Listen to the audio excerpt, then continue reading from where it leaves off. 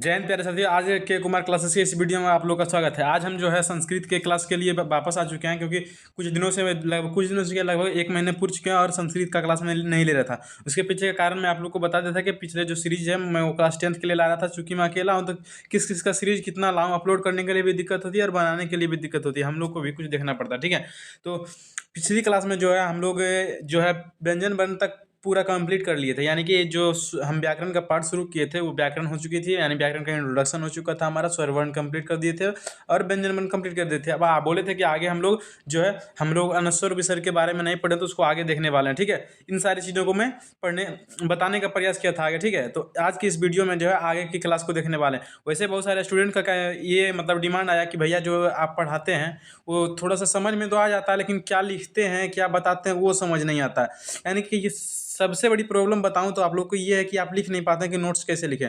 इसलिए जो भी पिछली क्लास हो चुकी है, तो अगर आप लोग मतलब खासकर कुमार क्लासेस के जो मतलब ऑफलाइन कोचिंग ऑफलाइन चल रही है क्लास, ऑफलाइन कोचिंग जो चल रही है, अगर उस क्लास के बच्चे होंगे तो वहाँ तक हम अपना जो नोट्स है वो प्रोवाइड कर देंगे कि चलो हम आप लोग को दे देंगे, ठीक है। लेकिन अगर यहाँ से बाहर वाले कोई देख रहे हैं तो उसके लिए मैं यही कहूँगा कि टेलीग्राम पर कुमार क्लासेस का जो है कुमार क्लासेस का एक चल रहा है चैनल, ठीक है ना, कुमार क्लासेस प्रतीक 30 के नाम से। तो उस चैनल को आप लोग को ज्वाइन करना है और उस चैनल में ज्वाइन कीजिए। ये नोट्स उसी चैनल पर अपलोड कर देंगे, ठीक है। चैनल में आप लोग मैसेज नहीं कर सकते हैं, क्योंकि वो सिर्फ उसमें मैसेज जो एडमिन नहीं कर सकते, यानी हम लोग ही सिर्फ नोट्स वगैरह दे सकते हैं। तो आप लोग हम वहाँ पर नोट्स दे देंगे, आपको वहाँ से लिख लेनी है, ठीक है। अगर बाहर से हैं तो कुमार क्लासेस प्रतीक 30 नाम से सर्च कीजिए, चैनल को जाएंगे, आप उसको ज्वाइन कीजिए। ज्वाइन करने के बाद ये नोट्स वहाँ पर हम अपलोड कर देंगे, ठीक है, चढ़ा देंगे। आप लोग देख के उतार सकते हैं। खुद से लिख रहे हैं तो बहुत अच्छी बात है, ठीक है। तो आज के क्लास में हम लोग जो है उससे आगे देखने वाले हैं। आज के क्लास में अयोगवा के बारे में जैसे कि चर्चा करें लेंगे, ठीक है। जैसे विसर्ग क्या होती है, अनुस्वार क्या होती है, ये सारी चीज़ों को हम पढ़ेंगे, ठीक है। तो इसलिए मैंने डायरेक्टली नोट्स का पीडीएफ ला दिया। चलो बिना देर करते हुए क्लास को शुरू करते हैं। सबसे पहले जानते हैं, देखो कि जो चीज़ें होती है, मैंने स्वर वर्ण पढ़ा, जानते हैं कि जो भी शब्द होती है, भाषा होती है, वो पूरा का पूरा वर्ण पर ही, जिसे कहते हैं ना कि कोई भी घर पिलर पर टिका होता है, तो उसी प्रकार से ये जो व्याकरण का घर है वो वर्ण पर टिका हुआ। व्याकरण वर्ण रहेंगे तभी शब्द बनेंगे, शब्द रहेंगे तभी वाक्य बनेंगे, और चिन्ह रहेंगे तो तभी वो वाक्य पूर्णतः रूप से एक सही मायने में बन पाएंगे। यानी कि जो सबसे जड़ वाली चीज़ें हैं वो वर्ण है। लेकिन अब बताओ कि वर्ण में हम स्वर वर्ण पढ़ लिए, ठीक है, व्यंजन वर्ण पढ़ लिए। अब उसके बाद जो चीजें बच जाती है उसको भी तो पढ़ना अनिवार्य है। तो वो जो बच गए वो क्या है, तो देखो सबसे पहले अयोगवा। तो अयोगवा किसे कहते हैं ये जान लेते हैं, ठीक है। अयोगवा कहते हैं किसे ये जान लेते हैं। चलो आप लोग को बताने का प्रयास करते हैं। देखो कह रहा है कि मतलब ऐसा चिन्ह जिसे वर्णमाला में शामिल नहीं किया। देखो सबसे पहली बात तो कि अयोगवाह क्या है, एक चिन्ह है, ठीक है। अयोगवाह क्या है, एक चिन्ह है। और कहा जाता है ऐसा कि जिसे वर्णमाला में, यानी जो ना ही स्वर वर्ण में आते हैं ना ही व्यंजन वर्ण में आते हैं, उसे हम लोग अयोगवाह कहते हैं। यानी कि वैसा चिन्ह जो ना ही स्वर वर्ण के अंतर्गत आते हैं ना ही व्यंजन वर्ण के अंतर्गत आता है, उसे हम, ठीक है, क्या कहते हैं, अयोगवाह कहते हैं, ठीक है। अब जैसे में देखो अनुस्वार, तो देखो इसको अच्छे से साफ करने के बाद मैं थोड़ा सा इसको हटा देता हूँ ताकि आप लोग को अच्छे से दिखे, ठीक है। तो आप लोग देखो अनुस्वर को आप लोग ऐसे करके पढ़ते होंगे, जब तो ऐसे लिखते होंगे, ठीक है, ऐसे करके लिखते हैं, ठीक है ना। जैसे कोई शब्द पर अगर लिखते हैं तो लिखते हैं क्या, क आंसर, ठीक है। यानी वही है कि ये जो ये देख रहे होंगे आप लोग, वो उस तरीके किस तरीके से लिखा हुआ वो मैं आप लोग को बताने का प्रयास करता हूँ, ठीक है। सबसे पहले देखो कोई भी वर्ड होती है, ठीक, वो इस प्रकार से यहाँ पर जो ये घेरा के जो है वो क्या अनुसार के ब्रैकेट में दिया गया है, क्या लिखा हुआ कैसे वो बताता हूँ। ये है। अब यहाँ पर जो है मैं इस प्रकार से इसे एक बिंदा बिंदा करके गोला दर्शाया हूँ। जो गोल नीचे वाले देख रहे हैं यहाँ पर, इसके नीचे जो है, ठीक है, वो गोला इस प्रकार से है। यानी गोला ये दर्शा रहा है कि यहाँ पर कोई शब्द आएंगे, जैसे रो आया तो यहाँ पर रो रहेंगे, या फिर को आया तो यहाँ पर इसे को रहेंगे, ठीक है। जैसे ये गोला था तो यहाँ पर रो को पो जो भी आएंगे वो आएंगे, इसके ऊपर आंसर है। यानी जो नीचे वाला गोला इसमें दिख रहा होगा ब्रैकेट के अंतर्गत, वो जो यहाँ पर नीचे वाला है वो हमारा कोई वर्ड आएगा, कोई भी शब्द आएंगे, कोई भी वर्ण आएंगे, सॉरी शब्द नहीं वर्ण आएंगे, और ऊपर में आंसर रहेगा, ठीक। इसे अनुस्वार कहता हूँ, यानी वो चिन्ह रूप है, ठीक है। और विसर्ग, विसर्गा को देखो, ये जो बिंदा दिख रहा है यहाँ पे, ये यहाँ पर कोई वर्ड आएंगे, जैसे कि मतलब सो आ गया, ठीक है, सो आ गया। ये जो दो बिंदा है विसर्गा, ये है विसर्ग का साइन, ठीक है, ये आप लोग को याद रखना है, ठीक है। अब देखो अर्ध विसर्ग, अर्ध विसर्ग किसे कहते हैं, यानी कि विसर्ग की आधे मात्रे को हम अर्ध विसर्ग कहते हैं, और उसका जो चिन्ह होता है इस प्रकार से होता है, ठीक है। आप लोग याद रखिएगा, यानी कि इस प्रकार से ये कैसे कर देनी है, इस प्रकार से इसे एक बार इसे कर देना, इसे अर्ध विसर्ग हम कहते हैं, ठीक है। आप लोग को अब तो लिखने में दिक्कत नहीं होगी, आप आराम से पढ़ते जाइए, समझते जाइए और अपना काम करते जाइए, लिखते जाइए साथ में। फिर देखो, जो ना ही स्वर है, जो ना ही स्वर है ना ही व्यंजन, उसे अयोगवाह कहा जाता है। हो गया, दोनों चीज़ें तो मैं पहले ही समझा चुका हूँ। ठीक है, चलो आगे देखते हैं। अब एक मेन रूप में आया अनुस्वार। देखो अनुस्वार का चिन्ह है। ठीक है, इसका उच्चारण सदैव सिर्फ नासिका से होता है। जैसे कोई भी चीज़ बोलती है जो जिसमें कि अनुस्वार की मात्रा होती है। ठीक है, कोई भी वर्ड जिसमें अनुस्वार की मात्रा होती है उसको बोल के देखो, नाक से ही वर्ड निकलेंगे। जैसे कि मतलब मान लेते हैं कि आनंद। ठीक है, आनंद। ठीक है, अब अगर देखो नाक से तो ध्वनि मतलब वायु जो होती है वो निकलती है उस अनुसार से। अब नाक को बंद करके देखो, बोले आनंद, अच्छे से नहीं हो रहा है, लेकिन साफ पता चलता है कि जो अनुस्वर जो होती है, आप लोग को तो पहले भी हम बताए हैं कि जो अनुस्वर होती है वो अंगों का रूप, इयों का रूप, टवर्गी नो का रूप, तवर्गी नो का रूप, पवर्गी मो, इसका जो है अर्ध रूप ही अनुस्वार बनता है। यानी अनुस्वार ही कभी कभी इसमें से कोई भी आधा रूप लेता है, या फिर इसी को हम लोग कभी, जैसे कि देखो लिखते हैं हम लोग पंचम, क्या लिखते हैं? पंचम, पंचम। ऐसी को अगर संस्कृत में लिखते हैं तो ऐसे लिखते हैं ना, पंचम। ठीक है, यहाँ पर हलुंत होगा। ठीक है, तो देखो यहाँ पर पंचम आया, ये जो यो है, यो यहाँ पर अनुसार का रूप लिया ना, उसी प्रकार से जैसे होता है गंगा। क्या होता है? गंगा। तो गंगा जब होती है तो लिखते हैं इसको हम गंगा, ऐसे लिखते हैं ना, गंगा। गंगा। ऐसी को अगर इस प्रकार संस्कृत में लिखना चाहे तो इसको ऐसे लिखते हैं, या तो इसको ऐसे कर दीजिए यहाँ पर, या फिर ऐसे कर दीजिए। ठीक है, दोनों में इसको, ये आप लोग दोनों में इसको या तो यहाँ देंगे या यहाँ पर, ठीक ना, ध्यान रखिएगा। तो इस प्रकार से होती है, तो इसी को कहते हैं हम लोग। ठीक है, तो उसका रूप लेता है, तो ये याद रखना। फिर ये सदैव स्वर वर्ण के बाद आता है, ये सदैव स्वर वर्ण के बाद आता है। कैसे आता है स्वर वर्ण के बाद? देखो जैसे संसार, यहाँ पर एग्जाम्पल में हम दिए हैं संसार। ठीक है, सन पहले क्या आया? स है ना, हलंत के रूप में ये व्यंजन वर्ण है। उसके बाद जानते हैं ना कि कोई भी शब्द होती है उसके अंत में क्या ओ जुड़ता जाए, तब जाके पूर्णतः वो बनता है। ठीक है, जैसे को है, सॉरी को नहीं, इसको रियल में तो हम लोग को मतलब आदत पड़ गया इसे बोलने का, लेकिन रियल में इसको इसे पढ़ते हैं क, को नहीं, क। जैसे राम को, तो राम को बोलेंगे तो ये इस प्रकार से लिखाएगा, लेकिन इसको भी लिखते क्या, को दोनों में अंतर क्या रह गया? ठीक है, इसको बोला जैसे क, ख, ग, घ, अंग, च, छ, इस प्रकार से। ठीक है, तो देखो ये स है, इसके बाद स हलंत प्लस ओ आया ना, सहलन प्लस ओ आया। उसके बाद संसार, अब ओ आया, उसके बाद इस पर आंसर पड़ता है, यानी किसके बाद? ओ के बाद अनुस्वार आ रहा है, स, थोड़ा सा मतलब कि कहते हैं ना स्लो मोशन में लेके देखियो। ठीक है, हमारे वीडियो को ही मतलब आपको पूरा 0.25x पे चल जाना रहेगा, यानी उतना नीचे कर देना वीडियो को। आप मेरी आवाज़ को सुनिएगा, संसार। ओ के बाद आंसर आ रहा है। जैसे मान लिया जाए कि आनंद ही है। ठीक है, आनंद, तो क्या, जैसे आ जोड़ हो जाएगा, नो हलंत हो जाएगा, जोड़ वो आएगा, उसके बाद अनुस्वार आएगा। या फिर ऐसे कर सकते हैं कि प्लस अनुस्वार, मतलब कि ये अगर ओ के ऊपर अनुस्वार नहीं देंगे तो इसको हटा के यहाँ पर प्लस अनुस्वार, प्लस आगे कुछ करते जाएंगे। ठीक है, तो आप लोग, आशा है कि आप लोग इसको समझ जाएंगे, आप उतना समझाने की ज़रूरत नहीं है। ठीक है, अब इस जो डिटेल में देखो आप लोग को मतलब बताएंगे हम ये वाली चीज़ें जो है। ये देखो यहाँ पर घेरा मारा ना, अनुसार स्वर वर्ण के बाद, स्वर वर्ण के बाद ये जो पूरा टूटा हुआ रूप दिख रहा है, इसको हम आपको बाद में बताएंगे, मतलब कि लास्ट के जो है ना, इसके आगे पढ़ेंगे इसको। वर्ण विक्षेपण या फिर वर्ण का जुड़ना, जैसे संधि विच्छेद होता है उसे ही वर्ण विच्छेद होता है। जैसे संधि वियोग होता है, यानी कि संधि इसमें आपस में मिलकर जो शब्द बनाते हैं उसमें उसी प्रकार से। ठीक है, वर्णों का मिलन और वर्णों का विच्छेद, उसको आगे पढ़ेंगे। ठीक है, तो आगे देख लेते हैं। फिर देखो विशेष परिस्थिति में अनुसार क्रमशः अंगो, यो, सब में हलंत लगा हुआ। ठीक है ना, यानी आधा आधा रूप है उसका। ठीक है, अंगो हलंत, यो हलंत, नो हलंत, नो हलंत तथा मोहलंत का रूप लेता है। ये तो पहले ही हम आपको समझा दिए हैं किसका रूप लेता है, इसको बताने की जरूरत नहीं। अर्थात इतना का मो का प्रयोग अनुसार के रूप में भी किया जाता है। ठीक है, आप लोग समझ गए होंगे, इसको पहले ही हम समझा चुके हैं। चलो आगे देखते हैं। ठीक है, विसर्ग क्या होती है? विसर्ग का देखो साइन यहाँ पर दर्शाइए। ठीक है, इसका व्यवहार उस व्यंजन हो की तरह होता है। सच बात है, हो की तरह होती है। जैसे कि मान लिया जाए कि हम लिखते हैं बालका। ठीक है, जैसे हम यहाँ लिख देते हैं बालका, बालका, क्या लग रहा है अंत में, क्या बोल रहे हैं? हो लग रहा है ना, तो बस बोल के देखिए, आप लोग खुद प्रैक्टिकल की देखिए, इतना मतलब समझाने के चक्कर में वीडियो को ज़्यादा लंबा करते रहेंगे। ठीक है, आगे देखते हैं। जब हम इसका उच्चारण करते हैं तो प्रतीत होता है कि अंत में हो का उच्चारण होता है। सही बात है, जैसे कि और मान लीजिए हम पंचमः बोलते हैं, द्वितीय बोलते हैं। अंतिम में विसर्ग बोलते लाने के बाद क्या ह का उच्चारण हो रहा है, ठीक है।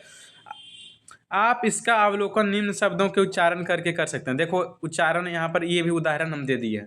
रामा क्या है, वृक्षा, वाल्केभ्य, पुस्तक इत्यादय, क्या लग रहा ना हो।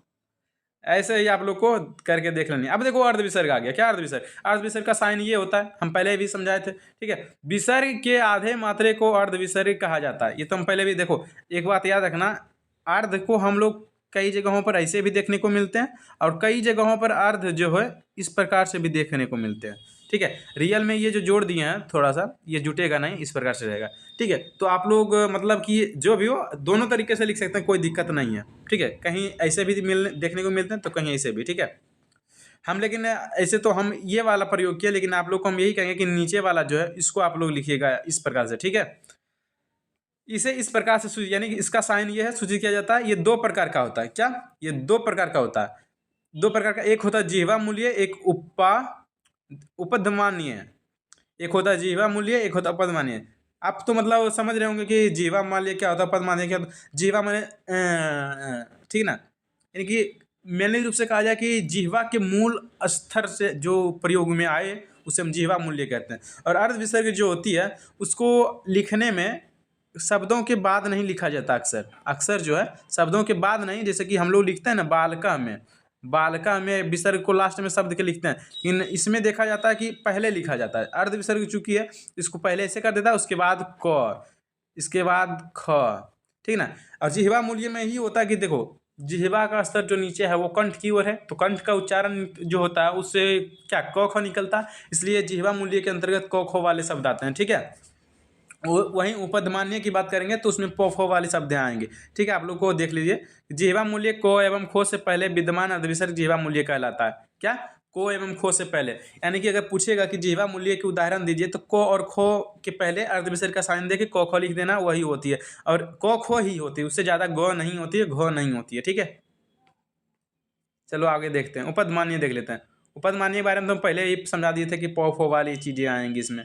देख लो उपधमान्य क्या है। पो एवं फो के पहले विद्यमान अर्ध विसर्ग को उपधमान्य कहा जाता है, यथा पो फो। ये तो आप लोग को समझाना है नहीं, ठीक है। जो अगर पो और फो से पहले अर्ध विसर्ग के साइन को दर्शा देंगे, लिख देंगे साथ में, उसके बाद हम बोलेंगे तो वो जो है किस में आएंगे, वो उपधमान्य में आएंगे, ठीक है। वो जो अर्ध विसर्ग, अब देखो एक जिह्वा मूल्य अर्ध विसर्ग होते हैं, एक उपधमानीय अर्ध विसर्ग होते हैं। अगर आप लोग चाहेंगे तो यहाँ पर उपधमानीय के बाद अर्ध विसर्ग भी, जैसे व्यक्तिवाचक कहते हैं ना कि मतलब कि संज्ञा के कितने भेद होते हैं, तो 5 भेद। तो कौन कौन? तो व्यक्तिवाचक, जातिवाचक, क्या होता है मतलब कि संज्ञा जोड़ते भी हैं, कभी कभी नहीं भी जोड़ते हैं, इसलिए यहाँ पर जोड़ भी सकते हैं। क्योंकि यहाँ पर चूंकि हम पढ़ किसके बारे में रहे, अर्ध विसर्ग के बारे में, तो निश्चित रूप से जानेंगे कि उसके भेद हैं तो उसके लास्ट में वही पढ़ेंगे, इसलिए मैंने यहाँ पर नहीं दिया। आप लोग वहाँ दे सकते हैं, नहीं भी दे दिया कोई दिक्कत नहीं है, ठीक है। चलो आगे देखते हैं। आगे हमारा देखो क्या है कि संयुक्त व्यंजन वर्ण। देखो संयुक्त स्वर के बारे में भी आप लोग को पहले हम बताए थे, ठीक है। अगर आप लोग वर्ण जो थी, वर्ण को दो भागों में बांटे थे, स्वर वर्ण व्यंजन वर्ण, वहीं स्वर वर्ण को भी बांटे थे तो दो आधार पर, एक उच्चारण के आधार पर, एक गुण के आधार पर 3-3 भेद बने थे। तो उच्चारण के आधार में प्लुत है और यहाँ गुण के आधार पर हमारे संयुक्त स्वर आ रहे थे। तो संयुक्त स्वर पढ़े, जैसे संयुक्त स्वर में क्या था कि जब दो या दो से अधिक स्वर वर्ण मिलकर एक वर्ण बनते हैं तो उसे, जब दो या दो से अधिक वर्ण मिलकर एक स्वर वर्ण बनते हैं तो उसे हम क्या कहते हैं? संयुक्त स्वर कहते हैं। वहीं जब दो या दो से अधिक, जब दो या दो से, अब देखो हम दो या दो से अधिक क्यों कहते हैं, देखो जब भी जुटेगा तो इसे एक जोड़ एक जोड़ेंगे तब तो ही दो आएगा, कुछ ना कुछ दो जोड़ेंगे ना। अब अकेला है तो अकेला क्या, अगर ओ है तो हमेशा तो ओ ही रहेगा, क्या कुछ चेंज होगा? नहीं ना होगा। तो इसलिए इसको या तो दो रहेगा या फिर दो से ज़्यादा रहेगा। जैसे कि मान लीजिए ओ है, जोड़ ओ है, तो ओ जोड़ ओ क्या है, ये मिलेगा तभी तो आ बनेगा। और सिर्फ ओ रहे तो हमेशा ओ ही रह जाएगा, समझ रहे हैं ना। अब मान लीजिए कि ओ, ध्यान से देखना है कि मान लिया जाए ओ रहेगा, जोड़ ओ रहेगा, जोड़ ओ रहेगा, तो ओ जोड़ ओ मिलके क्या बन जाएगा? अरे यार पूरा, हाँ, ओ जोड़ ओ मिलके क्या बनेगा? पूरा मिलके आ बन जाएगा। फिर प्लस ओ है तो फिर आ जोड़ आ मिलकर क्या आ बन जाएगा, यानी कितना ही जोड़ते रहे आ ही रहेगा, ठीक है। तो ये सारी चीज़ें होती है। तो ये दो या दो से ज़्यादा जुड़ रही है ना, उसी प्रकार से यहाँ पर जब दो या दो से अधिक व्यंजन वर्ण आपस में मिलते हैं तो उसे हम संयुक्त व्यंजन कहते हैं, ठीक है ना। यहाँ पर तो लिखा भी होगा कि दो व्यंजन वर्णों के मिलने से जो नया व्यंजन का निर्माण होता है उसे संयुक्त व्यंजन कहा जाता है, ठीक है। समझ गए होंगे आप लोग। जैसे में देखो यहाँ पर दर्शाया भी गया है कि हो हलंत जोड़ यो हलंत बराबर क्या बनेगा, हयो। क्या बनेगा, हयो। क्या बनेगा, हियो। ठीक है, अब कोमा इसको लगाए हैं, अगर हियो में ओ जोड़ देंगे यानी कि स्वर वर्ण दे देंगे तो पूर्णता रूप से बन जाएगा, क्योंकि अभी तो पूर्णता होती नहीं है। व्यंजन वर्ण, व्यंजन वर्ण किसकी सहायता से बोली जाती है, तो स्वर वर्ण के। तो स्वर वर्ण जब तक नहीं आएंगे तो कैसे होगा। ठीक है, तो यहाँ पर ओ आया तो ये पूरा होयो बन गया, नहीं तो यहाँ पर हलन था नहीं, यानी इसका आधा रूप ही दर्शा रहा था। ठीक है, अब जैसे में देखो होयो का प्रयोग कहाँ होता है, जैसे बाही लिखते हैं क्या, वाही। बाही में देखो ये हियो आया ना, यही वाली हियो है। ठीक है, समझ गए आप लोग। अब देखो त्रो, जैसे पढ़ते हैं ना त्रो में अक्षो त्रो ज्ञो, अक्षो त्रो ज्ञो, तो त्रो जो है वो बनती है क्या, तो हलंत, तो हलंत प्लस रो हलंत मिलके त्रो बन रही है, ये हलंत के रूप में है। इसमें अगर ओ जोड़ दें तो ये पूरा त्रो बन जाएगा। कैसे, तो देखो त्रो, ये त्रो हलंत बना, ये प्लस ओ बचा हुआ है तो बराबर में पूरा त्रो बन जाएगा। आप लोग समझ गए, जिस प्रकार से मेरा लिखा हुआ है उस प्रकार से आप लोग को भी लिख लेनी है। ठीक है, अब देखो फिर जैसे में देखो जो और यो बराबर ज्यो बनेगा, दो और यो, जैसे पद्मिनी लिखते हैं, पद्मिनी, अरे यार पद्मिनी। ठीक है, तो ये क्या है, पद्मिनी लिखे तो ये यहाँ पर जो आया यही द्यो है, यानी दो हलंत प्लस यो हलंत मिलके द्यो बनते हैं। उसमें आधा रूप रहता है, उसमें वो जोड़ देते हैं तो पूर्णता रूप से द्यो बन जाता है। ठीक है, यहाँ भी देखो दम में बना, दो हलंत प्लस मो हलंत मिलके, फिर देखो सो हलंत प्लस रो हलंत मिलके श्रो बना, इसमें ओ जोड़ देंगे तो पूरा रूप से श्रो बन जाएगा, जो कि श्रीमती श्री में आता है, श्रीवास्तव में आता है। ठीक है, अब देखो हरस्सु, जैसे हरस्सु स्वर पढ़ते हैं, हरस्सु स्वर पढ़ते हैं तो वो किस रूप से आता है, तो ये जो हरव है ये हो हलंत प्लस रो हलंत मिलके बनता है। ठीक है, अब जैसे द्रव्य पढ़ते हैं, द्रव्य पढ़ते हैं ना, द्रव्य, तो ये द्रव्य जो पढ़ते हैं तो ये जो द्रो है ये दो हलंत प्लस रो हलंत मिलके बनते हैं। ठीक है, आप लोग को समझ आ गया होगा, इतना तो मतलब आशा है। अब देखो 25 स्पर्श व्यंजन, 4 अंतःस्थ व्यंजन तथा 4 उस व्यंजन को मिलाकर कुल व्यंजनों की संख्या 33 है। देखो यानी कि अब तो वहाँ पर तुम स्वर वर्णों की संख्या बता दिए थे, व्यंजन वर्णों की संख्या पिछली क्लास में रह गई थी। ठीक ना, तो पिछली क्लास अभी चूंकि व्यंजन पूर्ण कंप्लीट किए थे। ठीक है, अंतःस्थ के बारे में पढ़ा था हमने, स्पर्श के बारे में पढ़ा था, उसके बारे में। तो जो अंतःस्थ स्पर्श व्यंजन थी, अंतःस्थ व्यंजन थी, देखो ये 25 थी, ये 4 थी, ये 4 थी, तो 4 4 8 5 13 33 हो गया टोटल। ठीक है, यानी कि व्यंजन वर्णों की संख्या कितनी होती है, 33 होती है। ठीक है, आगे देखो वर्ण विच्छेद। देखो विच्छेद का मतलब क्या होता है, विच्छेद का मतलब क्या होता है, विच्छेद का मतलब होता है टूटना। विच्छेद का अर्थ क्या होता है, वो होता है टूटना, यानी कि कोई भी चीज जुड़ा हुआ है उसको खंडित करते हैं, तोड़ते हैं, तो उसे ही हम विच्छेद कहते हैं। ठीक है, तो यहाँ पर देखो दर्शाया यही गया कि किसी भी निर्मित शब्द को उसके रचनात्मक इकाई तक खंडित कर देना वर्ण विच्छेद कहलाता है। चूंकि यहाँ पर वर्ण के बारे में पढ़ रहे थे, यहाँ पर वर्ण विच्छेद होगी, वहीं संधि में कहेंगे कि संधि जो है शब्द आपस में टूटेंगे, शब्द को तोड़ेंगे, कि अलग अलग शब्दों में कि कौन कौन से शब्दों से मिलकर बना, तो उसे हम संधि विच्छेद कहेंगे। ठीक है, वही वर्ण विच्छेद की बात रहेगी। ठीक है, वर्ण विच्छेद वाली चीजें रहेगी।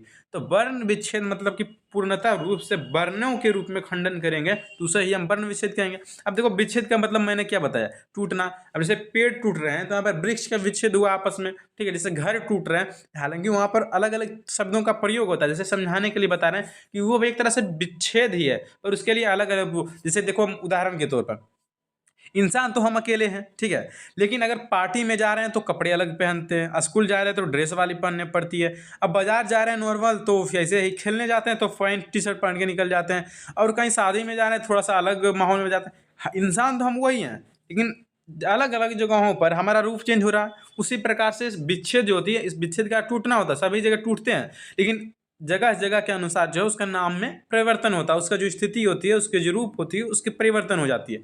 ठीक है, चलो आगे देखते हैं। वर्ण विच्छेद होती है, अब जैसे विद्यालय, तो विद्यालय को देखो मतलब इस कोई भी शब्द कहते हैं ना, कि आप लोग को शुरुआत में समझाते हैं कि वर्ण किसे कहते हैं, जो कि पूर्णतः खंडित हो जाए। ठीक है, जो इकाई है, शब्दों की इकाई, तो सबसे देखो नीचे रूप में जाते हैं, तो जैसे देखो विद्यालय है। ठीक है, तो पहले वी, पहले वो हलंत ले लेंगे। ठीक है, ये जो हर्षई की मात्रा होती है उसको लगा देंगे। द्यालय, तो अभी पीछे हम बताएंगे विद्यालय में दो हलंत प्लस यो मिलके बनेगा हमारा क्या, द्यो बन जाएगा ना। तो ये दो हलंत प्लस यो हलंत प्लस, देखो ये वाला क्या, विद्यालय। ठीक है, यहाँ पर सॉरी, यहाँ पर ध्यान देना और लिखा गया, यहाँ पर आ होगा। ठीक है, यहाँ पर मिस्टेक है, ये जो ओ दिख रहा है आपको, इसको ओ नहीं रखना, इसको आ कर लेना, ठीक है, क्योंकि यहाँ पर आकर की मात्रा है ना। तो विद्या फिर लो हलंत प्लस ओ जोड़ यो हलंत प्लस ओ, ठीक है, समझ गए होंगे आप लोग। चलो आगे देखते हैं।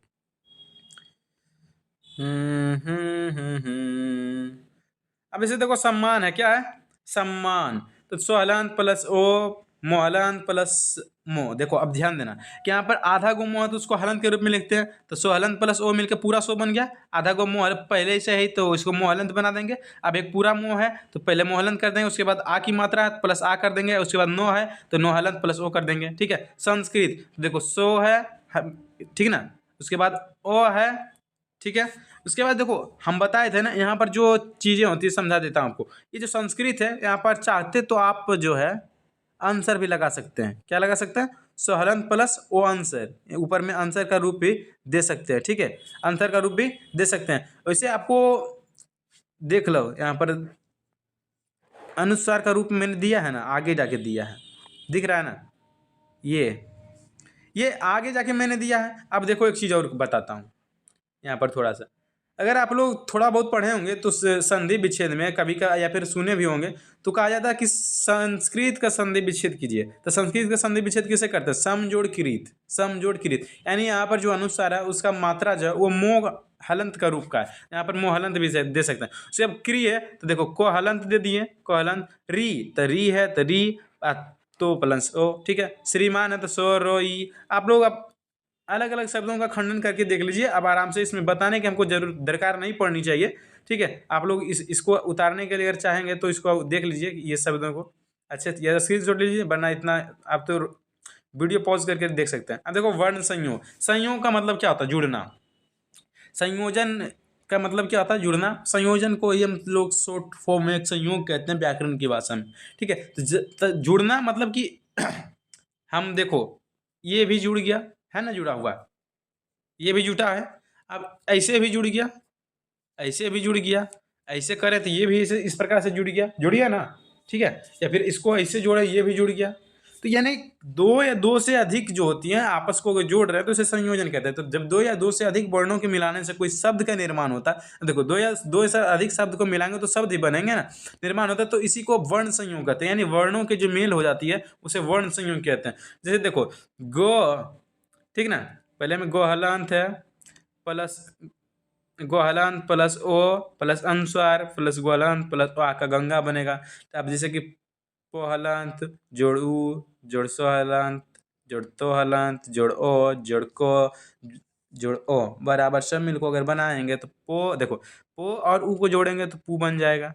आधा को सो है क्योंकि हलंत लगा उसके बाद वो नहीं है तो पूरा नहीं बनेगा, तो हलंत प्लस वो है तो पूरा तो बन जाएगा, को हलंत प्लस वो है तो बन जाएगा। पूछ तक काम खत्म है, सिंपल। ऐसे ही वर्ड जो होती है ना, शब्द को जोड़ देंगे, यानी कि आपस में अगर जो वर्ण को जोड़ देंगे तो हमारा शब्द बन जाएगा, ठीक है।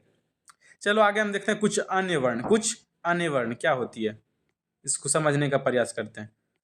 देखो घोष वर्ण, घोष वर्ण किसे कहते हैं, अभी आप लोग जब संधि पढ़िएगा तो उसमें बताया जाएगा कि इसके अगर प्रथम वर्ण के बाद ये आते हैं तो इसका ये हो जाता है। ये सारी चीज़ें संधि में आप लोग को अच्छे से पढ़नी पड़ेगी जब हम वर्ण संयोग और शरीर कहते हैं वर्ण संयोग, संधि संयोग और संधि विच्छेद के बारे में पढ़ेंगे ना तब, ठीक है। तो देखो घोष वर्ण क्या होते हैं देख लो, किसी भी वर्गों का, वर्ग मतलब क्या, वर्ग टोटल कितने थे, पांच थे ना, स्पर्श व्यंजन में को ही हम लोग वर्ग के रूप में बांटे ना, कि क वर्ग च वर्ग ट वर्ग त वर्ग प वर्ग, ठीक है। तो किसी भी वर्ग यानी कि कोई भी, चाहे क वर्ग का हो को, यानी पांचों में से किसी का भी रहेगा, वर्गों का तृतीय यानी कि तीसरा, जैसे में क ख ग, तो ये तीसरा है ग, ठीक है। तृतीय चतुर्थ एवं पंचम वर्ण, देखो क्या होगा हमारा, पहला तृतीय चतुर्थ और पंचम, यानी कवर का तृतीय यानी गो, चतुर्थ माने घ, इस प्रकार से जो होती है, ठीक है। तो गो घ अंगो, और उसमें क्या होता है जो चो चवर्ग में अथी जो झ य, और टवर्ग में यानी कि ड ढ न, तवर्ग में अथी त थ द ध न, पवर्ग में क्या हो जाएगा हमारा ब भ म। ये जो होती है ये घोष वर्ण कहलाती है। इसके अलावा जो है य र ल वो ह, ये जो वर्ण होती है इतने सारे मिला के ये जो सारी वर्ण है ये घोष वर्ण के अंतर्गत आते हैं। ठीक है, अब पूछेगा घोष वर्ण की संख्या कितनी होती है, तो हमारा देखो कितना है 5 3 यानी कि 5 या 15 उधर हो जाएंगे। अब इधर है ये 1 2 3 4 5 5 या 15 5 20 यानी घोष वर्ण की संख्या 20 है। ठीक है, आगे आप लोग देख लीजिए, आगे देखिए आप लोग क्या है, आगे देख लीजिए, मैं अपने को गायब कर दिया। अब अघोष वर्ण देखो, कहते हैं सम संख्या किसे कहते हैं, तो सम संख्या जो होती है, तो सम संख्या जो दो से विभाजित पूर्णतः हो जाए उसे सम संख्या कहते हैं। अब बताओ कि दुनिया में सम संख्या और विषम संख्या के मामले में दो ही संख्या है ना, सम संख्या और विषम संख्या। अब सम संख्या जो हो गया है और जो बच गया तो विषम ही कहलाएगा ना। तो जो घोष वर्ण हो चुका है, अब जितना भी वर्ण बचा है उसके अंतर्गत में क्या कहलाएगी, अघोष वर्ण ही कहलाएगी ना। ठीक है, तो देखो घोष वर्ण के अलावे बचे व्यंजन वर्ण को अघोष वर्ण कहता है, यथा सभी वर्गों के प्रथम और द्वितीय, चूंकि तृतीय चतुर्थ और पंचम उसमें होते हैं। अब इसमें सो यानी कि तालव्य सो, मूर्धन सो, धन सो, ये तीनों बच चुके हैं। ठीक है, ये सारी जो है अघोष वर्ण के अंतर्गत आती है। अब देखो अल्प प्राण, क्या अल्प प्राण, देखो सभी वर्गों का प्रथम तृतीय और पंचम वर्ण तथा देखो यहाँ पर वर्ण के मामले में अलग अलग कैटेगरी में बांटा गया। जैसे बताया था मैंने कि शादी में जाने तक कपड़े बस अपना रूप चेंज होता है, बस उसी रूप से कि अलग अलग जगहों पर इसका जो प्रयोग होगा, यहाँ इस खासकर ये सारी जो वर्ण के मैं बारे में बता रहा हूँ, इसका प्रयोग जो आप लोग संधि में पढ़िएगा, संधि में आप ये सब देखने को मिलेगी। ठीक है, तो सभी वर्गों का जो प्रथम वर्ग होता है, तृतीय वर्ण जो होता है और पंचम वर्ण जो होता है, ये क्या है, अल्प प्राण के अंतर्गत आते हैं। और इसके अलावा य र ल वो ये जो है अल्प प्राण के अंतर्गत आते हैं। ठीक है, चलो अच्छा, चलो एक चीज आपको बताना चाहेंगे। ठीक है, अल्प लास्ट में बताएंगे। ठीक है, अब ऐसे भी अगला जो पेज है वो लास्ट ही है, तो लास्ट में बताएंगे कि अल्प प्राण क्यों कहते हैं और महाप्राण क्यों कहते हैं। ठीक है, चलो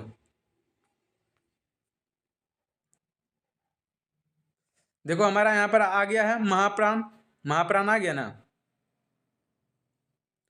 देखो अल्प प्राण के अलावे बचे व्यंजन वर्ण महाप्राण कहलाते हैं। क्या महाप्राण कहलाते हैं, यथा में सभी वर्गों के तृतीय कहते हैं, द्वितीय और चतुर्थ वर्ण, यानी द्वितीय और चतुर्थ वर्ण, यानी कि चूंकि उसमें क्या प्रथम हो गए थे, तृतीय हो गए थे, पंचम हो गए थे, तो इसमें द्वितीय और चतुर्थ ही बचा। तो इसके अलावा जो बच रहा है वो महाप्राण कहलाएगा, तो द्वितीय और चतुर्थ। और इसके अलावा जो बच गया था हमारा स, यानी कि तालव्य सो, मूर्धन सो, दन सो और हो। ठीक है, यानी कि ऊष्म वर्ण, क्या ऊष्म वर्ण, देखो सो हलंत, ये जितने भी सो थे यानी तीनों सो और हो कौन से व्यंजन थे, ऊष्म व्यंजन थे ना, तो ये हमारा क्या है ऊष्म वर्ण कहला गया यहाँ पर।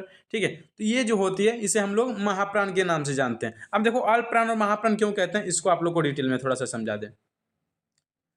देखो आप लोग पढ़ते होंगे क ख ग घ अंगो, पढ़ते हैं ना इसको। अब देखो अगर अंग्रेजी में देखना चाहें तो क्यों देखो वो होता है ये मैं बताता हूँ। ठीक है, इसका एक उच्चारण के रूप में भी दे सकते हैं, को बोलिए और खो को बोलिए, मतलब इसको इस प्रकार से क ख क इस प्रकार से कह के, को नहीं क ख ग घ अंग। ठीक है, क्योंकि हम भी जैसे माहौल में पढ़े, आप लोगों के माहौल में मैं भी पढ़ा हूँ। ठीक है, तो मुझे भी जिस प्रकार से पढ़ाया गया हमको भी आदत पड़ चुकी है, लेकिन रियल में मैं आपको हिंट तो दे रहा हूँ कि इसको रियल में क ख ग ऐसे नहीं पढ़ते हैं, क ख ग घ अंग च छ इस प्रकार से पढ़नी है। ठीक है, तो देखो अब समझा देता हूँ कि इसको अल्प प्राण महाप्राण। देखो क्या था, प्रथम तृतीय पंचम ये हमारी थी अल्प प्राण, क्या थी अल्प प्राण। अब अल्प प्राण क्यों, अगर अंग्रेजी अगर आप लोग जानते होंगे तो क्या कहते हैं, के से को, के एच से खो, जी से गो, जी एच से घो, एन जी से अंगो।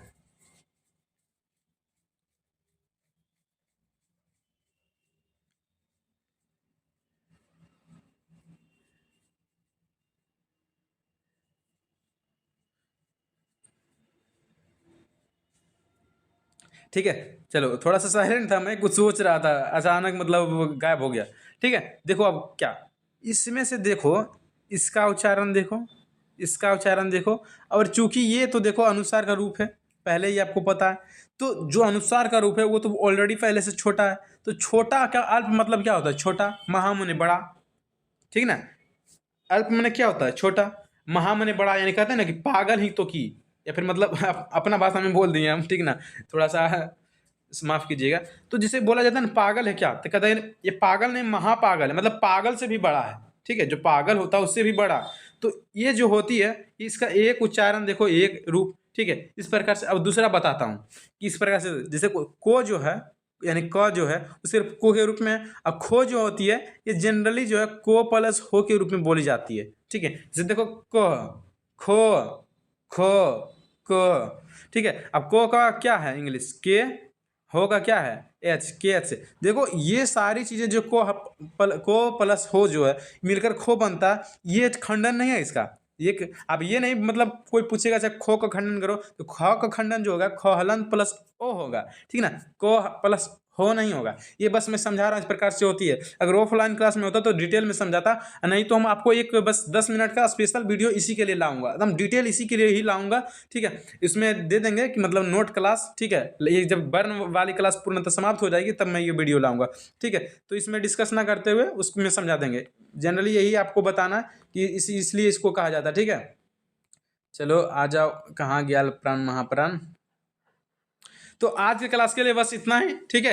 अगले क्लास में जो हम लोग उच्चारण स्थान के बारे में जानेंगे, डिटेल में उच्चारण स्थान को पढ़ लेंगे। उसके बाद हमारी जो वर्ण की क्लास है वो खत्म हो जाएगी, जनरली तो खत्म हो जाएगी, लेकिन एक स्पेशल क्लास लेंगे वर्ण का। जो भी चीज़ें छूटी होगी, जो भी चीज़ें एक्स्ट्रा के लिए चाहिए होगी, वो मैं आपको नोट करके उसमें वर्ण के बारे में पढ़ा दूंगा। ऐसे एक्स्ट्रा चीज़ें आपको तो जनरली कुछ अभी नहीं चाहिए, लेकिन फिर भी मैं देने का प्रयास करूंगा, ठीक है। आज के लिए क्लास इतना ही। आप लोग हमेशा ज़िंदगी में आगे बढ़ते रहिए इसी के साथ।